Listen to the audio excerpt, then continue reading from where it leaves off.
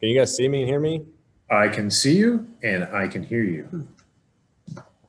We will go ahead and begin. We are now joined by Chase Briscoe, driver of the number 14 High Point Ford Mustang for Stewart-Haas Racing in the NASCAR Cup Series. We're going to go straight into questions, and our first question is going to come from Bob Pockris. Go ahead with your question, Bob.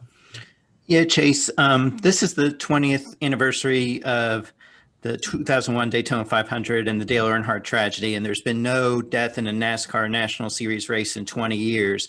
But you've been, having been in sprint cars, I think are maybe a little bit more been closer to some tragedies. And I'm curious, do you feel you look at safety any differently because of that compared to maybe some people who've grown up in stock cars? Yeah, I mean, I feel like, for me personally, every time I go to Daytona or Talladega, there was just a heightened sense of, that something can happen.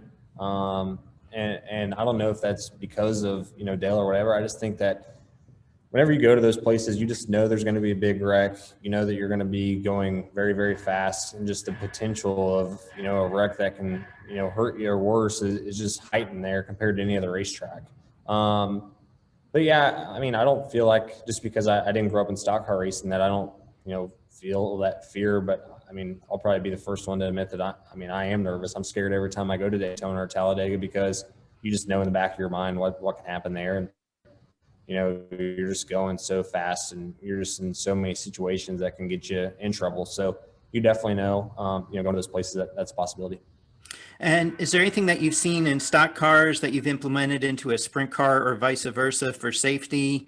And are there things that you'd want to implement, but know that competition wise, it wouldn't be good for you? It would just make you slower.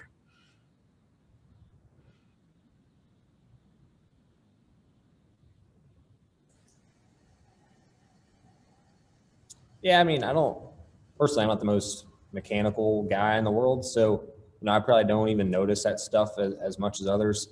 I think for me, just, sprint car racing, there's certainly things, tubing wise and just even head height where your head kind of sits in the car. That's something I've probably been more conscious of lately. And then just the belts, I wasn't very good about keeping up with belts and stuff like that. I'd run belts that were, out SFI'd, all the time. This wasn't a priority because I thought as long as the belts didn't have a tear or anything in them, they were good. And I keep running them. Where now on the NASCAR stuff, it's obviously crucial that your stuff, all the SFI stuff is, in date and all those things. And, the belt manufacturer I run is different now on the dirt stuff. I'm just trying to, be the best I can be on that side. But, from a car standpoint, I just wouldn't be the best guy to really say, what we need to take from this side over to the sprint car or midget side, just because mechanically I don't really know what I'm looking at. I'm just not that guy. So it'd be hard for me to say one way or the other, but we could certainly get better safety wise on the sprint car side. And I feel like they've slowly been trying to make steps to make it better. Thank you. Our next question will come from Zach Albert. Go ahead with the question, Zach. Thank you. Chase, I was just wondering if you could take us back to your meeting with Tony Stewart, where you learned that you'd be moving to the Cup Series. A lot of emotion from you. What really fed some of the emotions that we saw there? Yeah, well, first off, Tony had kept it, really the whole company, it had been done for 2 weeks that I was going to be going to the Cup Series, and everybody had kept it hidden from me. So when I got told I was going to meet with Tony, I thought it was a last really ditch effort trying to get highpoint.com to kind of figure out what they wanted to do. And, Tony was one of my family there and my wife there and all these people. And I really understand why he was, when that would happen. And then, to go through the whole day at Tony's house, go to, have dinner with him. And then at the very end, he told me that I'm getting to go cup racing. I think for me, the fact that Tony, put all the effort just to try to have my family there. And he said, you only get told you're going cup for the first time once. And I wanted to make it special for you. And, for me just anytime you get told that, it's going to be special. But for me to hear it from my hero, the guy I grew up cheering for, the guy I grew up idolizing, as a race car driver, it's super to be able to know that, not only I'm getting to drive at Stewart-Haas Racing, but specifically, I'm getting to drive that 14 car, which is the one that, specifically I cheered for growing up. So for me, it's just super special. It still doesn't seem possible that I'm getting to drive that car and, get to start off my career in that car at the Daytona 500. So I'm just excited to get going. There's a lot of nerves and a lot of pressure that come with that car. Just specifically that number, there's a lot of history involved and really a legacy with that number. It's I would say one of the more iconic numbers in the sport. And I want to do those guys proud. So I'm just looking forward to getting going and seeing where we stack up. And have you had a welcome to the big leagues moment yet, or that where it's becoming more and more real? Or is that going to come when you guys arrive at the track ready for the 14?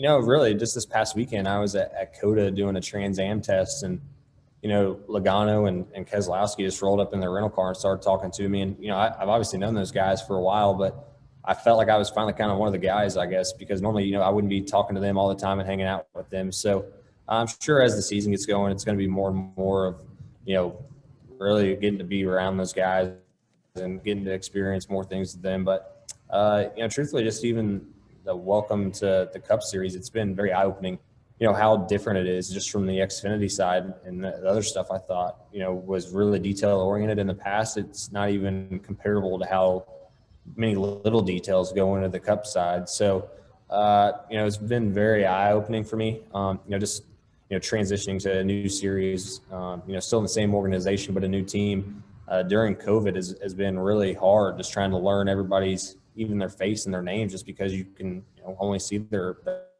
eyes really. And, not getting to build that relationship I would normally be able to build by taking the guys out to lunch and hanging out at the shop all the time. All those things are stuff I'm not really allowed to do now. So that part's been a little challenging, but I would say it's definitely going to be a lot more eye-opening moments once we finally get on the racetrack with a lot of those guys. Great. Thank you. Yeah, thank you. Folks, we're going to take a quick pause here to address any bandwidth issues going on the connection. So if you just hang with us real quick.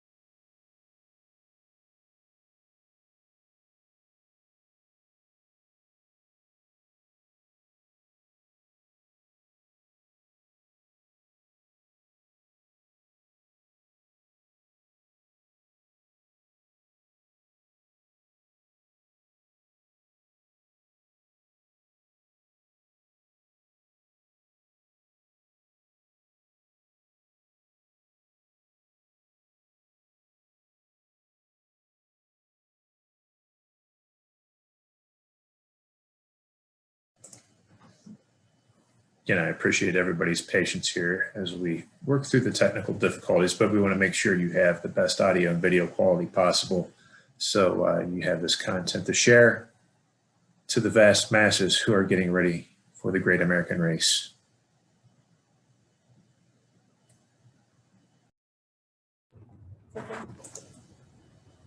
Here, fix this thing. Yeah. All right, is this any better? Absolutely, much better. We're going to go ahead and continue on with Heather Williams. Heather, go ahead.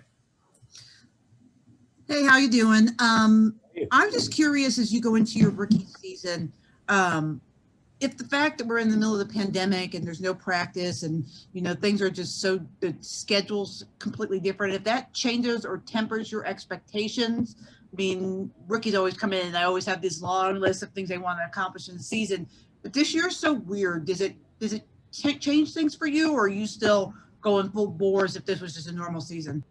No, I think, last year just having that, where we even didn't practice last year will help in that sense. And truthfully, I would like to have a little bit of practice just, to learn what these cars drive like at some of these racetracks. But, outside of that, I honestly think it almost helps me in a sense, because you see guys, like a Kyle Busch or, these guys have a ton of experience. When they had that 2 hours of practice, they can dial their car in exactly how they need it to be. And they know from experience what they need their car to drive like for the race. And, I don't have that experience. I don't know what my car necessarily needs, but with, no practice, we just get in and go, and everybody's got to figure it out. And I feel like that part of it actually helps me a little bit, just because everybody's on the same playing field. Nobody's car is going to drive necessarily good, and you just have to figure it out. But it certainly would be nice to have at least a couple laps before we start the race, but that's part of it. Everybody's in the same playing field, so just got to figure it out. Thank you. Yeah, thank you. Our next question will come from Mark Garrow. Go ahead with the question, Mark. Thanks. Got a couple of them. Chase, in speaking of the dirt race at Bristol, when you dreamed of, one day coming off the dirt, making it big to NASCAR, did you ever dream, I'm going to get to run a cup car on dirt? Well, when the Eldora truck race started, I felt like it was a possibility that the Cup Series would potentially get a race, but I think I would be the first one to tell you I didn't think it happened at Bristol. I figured we would just go to kind of a dirt track that we already had, and for them to do it at Bristol, I can't imagine, how hard that is from a, just the facility standpoint of bringing all that dirt in and, all these things just for, 3 weekends of racing. But I'm super excited. I think that the Cup Series has needed a dirt race for a really long time. I feel like all the drivers growing up, we all have a way to kind of tie back into our grassroots, and dirt guys never really had that. So, we have a short track, we have a road course, we have an intermediate, we have a super speedway, but we've never had a dirt track. And I want to see Cup Series, at least as a fan, I've always wanted to see the Cup Series drivers, challenged at every single discipline. And we finally have that now with the dirt race. So I can't wait to obviously be a part of it, but I'm just excited as a fan to see it as well. And when you look at this year, you go from a season where you walked through the gate every time last year, knowing that you had a chance to win, and they had to worry about you. The rest of them had to worry about you. This year, you walk in probably with your hat in your hand as quietly as possible to begin with. How's that going to be different the way you approach a race, knowing that, okay, I've got learning to do and I'm going to get my tail whipped here a little bit in the process? Yeah, I think, you just have to try to keep it in perspective. I mean, that you're going to be humbled. I mean, without a doubt, there's going to be a lot of times where you're going to leave the racetrack and it's going to be a huge learning day. And that's something that personally I'm really excited to see where I need to get better, because, racing, it's 25 to 30 guys that can win week in and week out. They have so much more experience than me. They've been in so many of these, scenarios and situations that I've never been in, and just trying to learn from them and see, okay, this is what I can do in this situation, or this is what I can do in that situation, is going to be huge, I think, and something I'm really excited for. But I think, personally, you still have to go to the racetrack every week thinking you can win the race. So, I'm still going to have that mindset, just because I'm a rookie and never really raced in the Cup Series or been against these guys. I'm still going to the Daytona 500 thinking I have a shot to win it, and I'm going to go there trying to win it. So, it's all just, sorry, this fly, I don't know what's going on here, but yeah, I'm definitely going to go there and try to win the race. And I feel like you can, as a rookie, win the race. I mean, look at Cole last year. He was able to win a race that people probably didn't expect him to win. So you just have to go there, and, once the season starts, I think we'll really just kind of see where I stack up. You never know if you're going to be a 25th place guy, a 15th place guy, a 5th place guy. But I'm just excited to see where I stack up and where I need to try to get better. Thank you. We're going to fly into the next question with Dustin Long. Go ahead with your question, Dustin. Thank you. Chase, I saw the social media post earlier today where you referenced 7 years ago when you left for North Carolina. And I'm just curious, going back to that day, is that time period is just, how much uncertainty there was. Did you kind of have a timetable of like, I've got to have something in 6 months to a year or my dream's over? Can you kind of take me back to that point? And when that popped up on your phone or screen or whatever today, what just kind of came to mind when you saw it? Yeah, there was a lot of emotions that kind of hit when I saw that. It's 7 years ago, but it honestly, it feels like yesterday. I remember that day so excited to kind of start a new journey, but also, so nervous and really didn't know what I was getting into. I was fresh out of high school. I mean, I remember my mom right before I left literally trying to teach me how to do the laundry because she'd always done it for me while I was in high school. And just, I was, green to everything. I'd never had a credit card or debit card. I literally went down there with $150 of cash and just pretty much thrown into the world and try to figure it out. And I moved to North Carolina and literally I knew two people. I knew the lady I was going to live with, who was going to be my agent. And I knew Brian Keselowski from the Peak Stock Car Dream Challenge. And I just was down there and I started trying to walk into different shops and just offer being able to volunteer my time. And every shop I went to, I tried to make it, obvious that I wanted to drive eventually. And, I didn't necessarily have a timeline on when, if I didn't have anything, I was going to come back, but it had been 3 years that I was down there and still really, 2 years and didn't have anything. And literally the day I was driving home, I remember I was in Kentucky, called my mom. I was in tears, told her I was moving back home. I was over it. I'd been down there for 2 years, didn't have anything. And, I was going to go run a midget that weekend. And then the following Monday, I was going to drive back down, get my stuff and go back home. And 2 hours later, after I hung up the phone, I got a call from an ARCA team asking if I was interested in coming and doing a test. And that was the Cunningham Motorsports team. And, went there that following Monday and started volunteering my time. And, I'd been sleeping on couches for almost 2 years at that point and just started hanging out around their shop, trying to be the first one to be there and the last guy to leave. And, I think I volunteered for a full probably 9-10 months till I even got in a race car. And they somehow, I don't know why, they decided they were going to let me race for them. And we went and ran for the championship in 2016 and was able to win the championship. And, that following season got me a Ford deal, which got me to Brad Keselowski Racing, which then shuts down unexpectedly, kind of leaves me in the same situation where I don't know what I'm going to do. And 2018 comes and I'm part-time now, probably going to lose my Ford development deal, I feel like, and I win the Roval, which that following Monday kind of spirals everything into 2019. 2019, we race full-time. Doesn't necessarily go how I want it to. I get told in October I'm good to go for the year.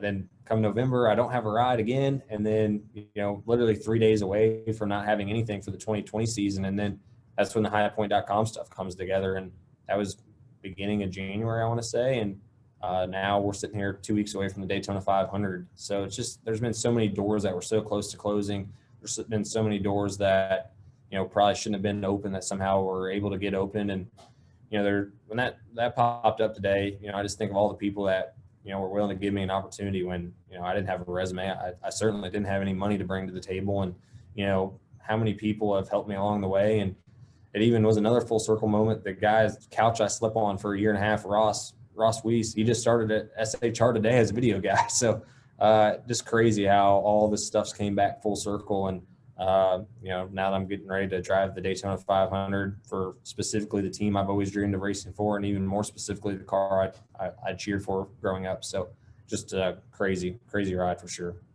And you just referenced it. What do you think? I know we're still a couple weeks out.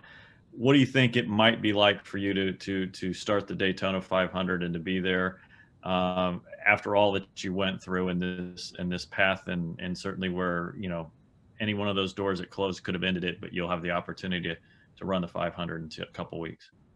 Yeah, I think it's going to be different, just because it's not the full capacity. It's not all the pre-race stuff, all those things, not riding around on the truck. I don't even know if we're going to do that. So, all that I think is going to be a little bit different. It probably won't hit me as hard, I think, because of that. But, I remember the first time I got to run at Indianapolis Motor Speedway. I mean, I cried on the truck riding around there waving to people just because I was getting to race at Indianapolis Motor Speedway. And, you know, I'm a pretty emotional guy. I'll probably tear up at the Daytona 500 as well, just knowing that I'm about to run that race.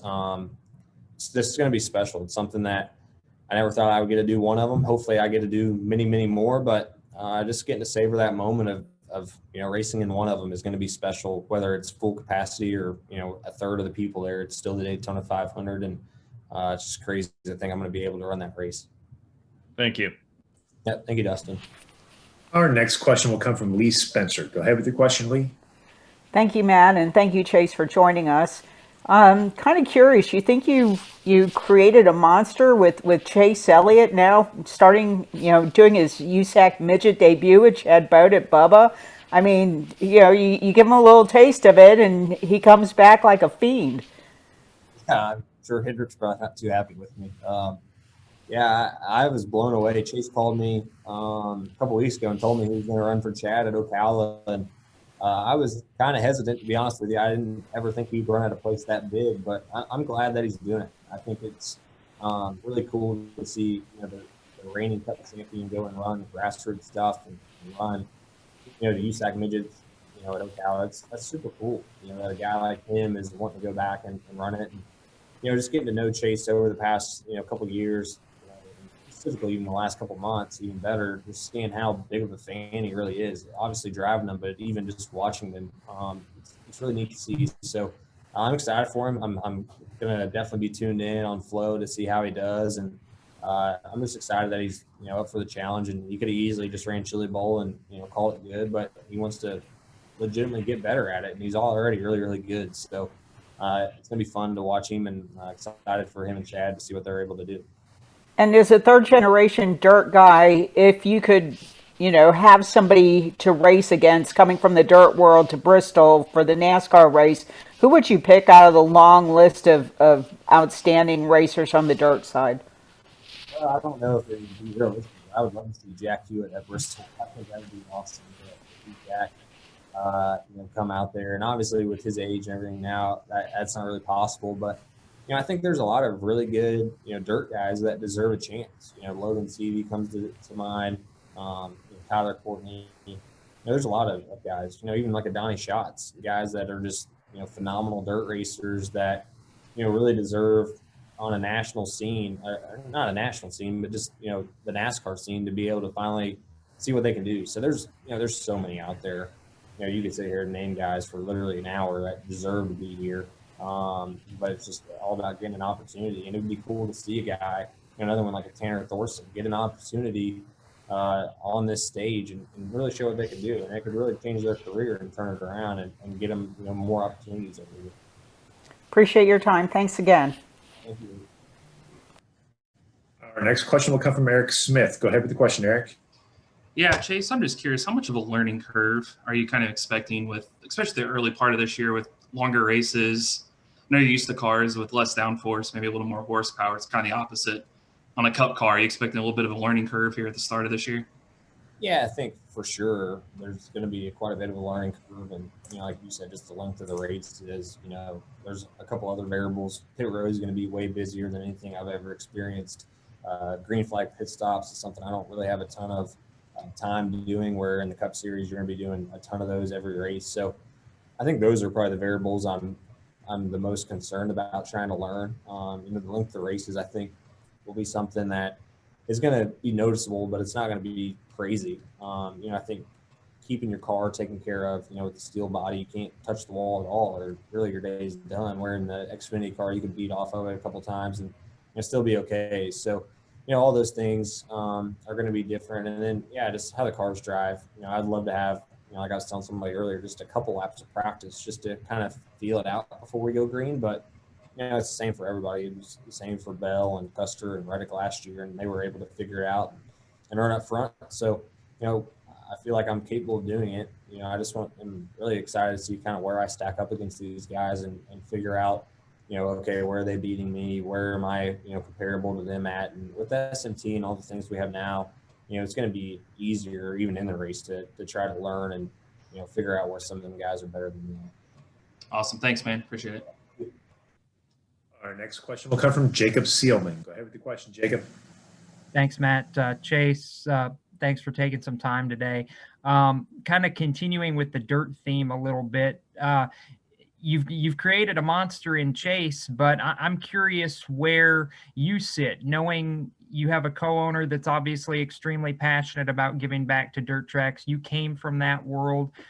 Are you looking at any plans? Do you have any plans of racing your own stuff anymore this year? And what does your team outlook look like if you've got somebody that you want to put in a car?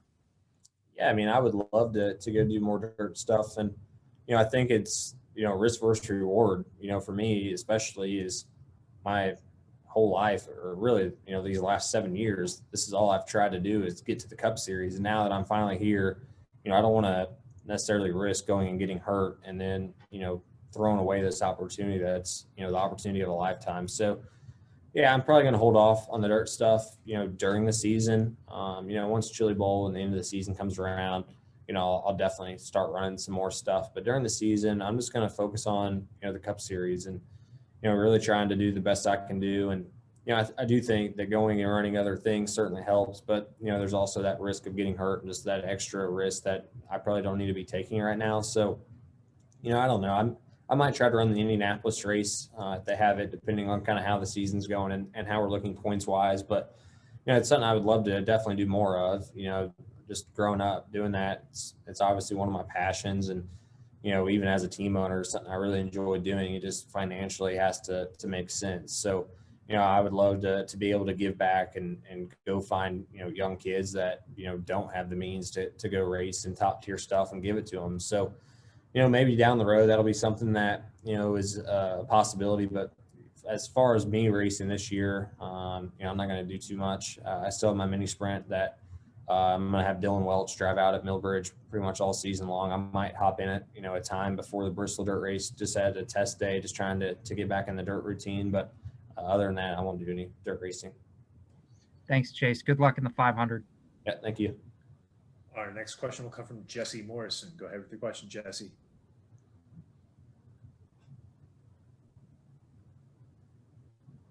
Hey, Go ahead, Jesse. I just it's the 20-year anniversary of Dale Earnhardt's passing, and I just wanted to ask you first how, I know you're a young guy, but just kind of what his legacy means to you, and then nobody has passed away in the sport since then. I just wanted you to if you could comment on just the advanced safety and just how much safer it is now to race in NASCAR. Yeah, for me, I remember the day that happened in 2001 with Dale, and I was only 6 or 7 years old at the time, so I truthfully, I didn't completely fathom what had happened, just because it just didn't really make a ton of sense to me. I knew what had happened, but I was so young and kind of, I guess, green to everything. I'd never experienced family death or anything in my entire life, so I didn't necessarily correlate everything, I guess. But yeah, I think his legacy, still today lives on. He's literally one of the best of all time. And, I think there's a lot you can take away from how Dale raced. And, truthfully, even in my rookie season, I feel like, you have to be like Dale in a sense, coming in as a rookie, at least for me, when I'm racing against people that I've never raced before, if I see that I can take advantage of them in certain areas, or, they're hesitant in other areas, if they do it that first time, that you're going to be able to get away with it probably the next 100 times. And as a rookie coming into a new series against a lot of guys that, I haven't raced against, or they haven't raced against me, you have to be like Dale in a sense and stick up for yourself and show them that you're not going to be pushed around, because if they can push you around once, they're going to think they can do it over and over and over again. So, I think his legacy and just how he raced still is, relevant today. And then on the safety side, obviously it's gotten a ton safer. NASCAR's done such an amazing job of, really, really digging into that and trying to make not only the race cars, but even the race tracks a lot safer for us. And, there's still areas where we could be a lot better. And it unfortunately takes a situation for us to learn sometimes about that. I definitely feel, I think Bob was the one that asked the question earlier. I feel safe every time I get in the race car, but I mean, it doesn't matter if you're at Daytona, Talladega, or even the Bristol Dirt Race. I mean, it can happen anywhere, and you have to be ready and know that. I think you, as a race car driver, at least for me, you have to respect what you're driving and know that it can bite you at any time. And just because we're only going 100 miles an hour or 205 miles an hour, anything can happen, and you just got to be ready for that. And I think you just have to respect the vehicle, whether it's a cup car or a sprint car or a midget, whatever it is. Motorsports are dangerous, and I think that's kind of the draw that people still watch motorsports, because it is dangerous. And that's the unfortunate part of it, but that's why we all do it, is that thrill. And that's why, I think as a fan, a lot of people are so attracted to motorsports. Thanks, Chase. Good luck on the 14. Yeah, thank you. Due to our earlier technical difficulties, we're going to keep Chase for a couple extra minutes, but I ask you to please keep your questions to one question. We're only going to be able to have time to get to a few of you. We're going to start with Jake Nickel. Go ahead with your question, Jake. Hi, Chase. In these times of no practice or qualifying at a majority of the races, especially as a rookie coming in, it will mean you'll have to work closer with your more experienced teammates. What do you think will be the key areas that you'll have to work with them to try to set up your car correctly for the races that haven't got practice or qualifying? Yeah, I think just trying to figure out kind of what the track's going to change. Like, obviously, guys like Kevin and Eric and even Cole, they kind of know how these tracks transition through a 400 or 500 mile race. And that's something that I don't necessarily know. So just trying to go with them and try to really figure out, okay, this is what your car needs to do at the beginning of a race or beginning of a run versus the end of it. And just trying to figure out, how the track changes. Just talking to them guys as much as I can, just trying to be as well prepared as I can. And even like I was saying earlier, green flag pit stops, just knowing kind of what their mark is. Maybe there's a sign on the wall or whatever that they use. Just things like that is something I'll certainly be talking to them guys about, just trying to be as well prepared as I can be, because I've obviously got 3 really good teammates that, have done it and understand what they're doing. So just trying to use those guys to my advantage. Great. Thank you. Yeah, thank you. Our next question will come from Cole Cusimano. Go ahead with your question, Cole. Thank you, Matt. Hi, Chase. I'm just curious, how instrumental have guys like Tony Stewart, Kevin Harvick, and Eric Almirola been in getting you prepared and acclimated for your first full year of Cup Series competition at Stewart-Haas Racing? Yeah, they've been huge. All 3 of those guys have such, a large amount of experience. They all 3 come from different racing backgrounds. All 3 have different driving styles. So, really just trying to pick those guys' brains about, okay, what to do in certain situations. And, I'm sure once we get to Daytona, I know all 4 of us SHR guys will sit down and kind of come up with a plan about, this is how we're going to race today, or this is our kind of approach on the weekend. So, I'm sure it'll get, broader and broader as we get closer to Daytona. But, as of right now, they've been great about just trying to prepare me to the best they can, because obviously the better I run, the better the whole company's going to run. So everybody has an invested interest in each other, and they've done a really good job of making me feel welcome and as one of the guys. Thank you. Good luck this year. Yeah, thank you. Our next question will come from Kyle Foster. Go ahead with your question, Kyle. How's it going, Chase? Good. How are you? Good. So I'm out here in California. As a rookie, when you come to Sonoma for the first time, you're not going to have any practice or qualifying. It's going to be basically what it was last year. I know you've been successful on the road courses in the past. What are you thinking about when you get to Sonoma here in the 16th race of the season? Yeah, I'm just hoping I know what way to turn on the racetrack. That's the only track I've never been to before. So, luckily we have simulators, iRacing, and all these things to where I can, be the best prepared I can be. But there's still nothing like finally getting out there for real and just trying to see the racetrack. And, I don't know what the tires are going to feel like, or how much they fall off, or how much to save, what curves you can hit, what curves you can't hit. There's so many variables that until I get there, it's going to be hard to say. But I'm excited. Obviously, in the past, sprint car guys have had a lot of success at Sonoma. Tony was always really good there. Larson's good there. Everybody I've talked to says it's extremely slick and wore out, and I love slick and wore out racetracks. So Sonoma's been one I've been really wanting to get to for a long time, and I'm excited to finally go there this year. Thank you. Yeah, thank you. Our final question for Chase is going to come from Anton Reskev. Go ahead with your question, Anton. Thank you, Matt. Good afternoon, Chase. You're just 2 weeks away from your first Cup Series race, the Daytona 500. So my question is, what is your goal for that race? To go get that win, or just to get some valuable experience for the rest of the season? Yeah, I mean, I'm going there to win for sure. I mean, I think for me, I would love to just finish, all 500 miles. And in order to win the race, you have to do that. So, I just want to try to get as much experience as I can. If you go out there and wreck 100 miles into the race, that's 400 miles I didn't get of driving this new Cup car and getting to be around these guys and learning their trust and just learning, how they race. So, I want to finish first off, and I feel like if you finish, you got a really good shot at winning the race. It seems like these past couple of years, there's only 10 to 15 cars even out there at the end of this deal, just because so many guys get tore up and wrecked. So, finish is the first part, all 500 miles. But I mean, truthfully, I'm going there to win the race. I mean, that's what Stuart Haas hired me to go do, and just because I'm a rookie doesn't mean I'm not capable of winning the race. So I'm going to go there and try to win. I'm going to put my best effort forward, and and trying to win the race, you got to finish the race. So that's the first goal, and then hopefully be there at the end and in position to try to make a move to win the Daytona 500. Thanks. Wishing you all the best. Yeah, thank you. Well, Chase, thanks for taking the time and working through the technical difficulties and the fly to get this done today. And good luck in the Great American Race. Yeah, thank you guys. Appreciate it.